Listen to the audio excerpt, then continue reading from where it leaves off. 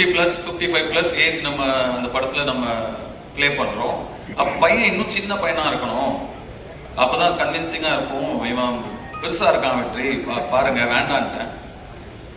அப்புறம் வெற்றி சொன்னாரு, இல்ல தனுஷ் கொஞ்சம் டைம் கொடுங்க, அவனை இழைச்சு வர வைக்கிறேன், அதுக்கப்புறம் நீங்க பாருங்க அப்படின்னாரு. சரி சார் ஓகே, சுத்தமா கன்வின்ஸ் ஆகல. அதுக்கப்புறம் நான் என்ன பார்க்கவே இல்லை. ஸ்ட்ரெயிட்டா டே 1 ஷூட் அப்பதான் பார்த்தேன்.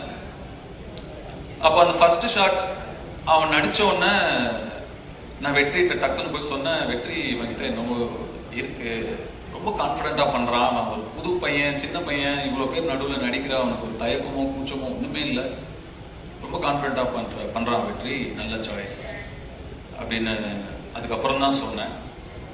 ஸோ கென்னை கண்டுபிடிச்ச பெருமை முழுக்க வெற்றிமாறனுக்கு தான்.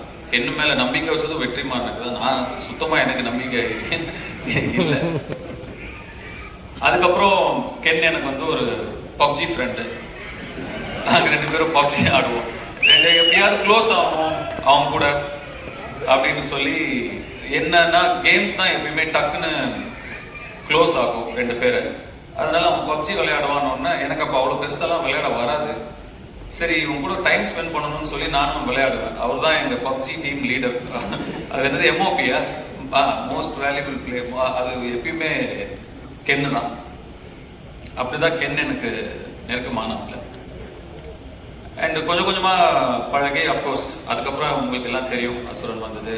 தென் இஸ் ஜர்னி வாஸ் டிஃப்ரெண்ட்.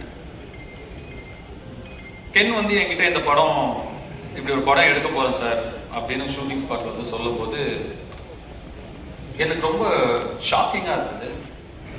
ஏன்பா இவ்வளோ ஏன் அவசரப்படுற, இவ்வளோ சின்ன வயசுல இப்போ ஏன் எடுக்கிற, இன்னும் நல்ல ஒரு 2-3 வருஷம் அசிஸ்டண்டா வேலை பண்ணு, கத்துக்கோ, இன்னும் நிறைய, நீ நல்லா எடுக்கலன்னு சொல்ற, நல்லா எடுப்ப, அதை விட இன்னும் நல்லா எடுக்கலாம்ல, இன்னும் கொஞ்சம் கத்துக்கிட்டா, வெயிட் பண்ணுன்னு சொன்னேன்.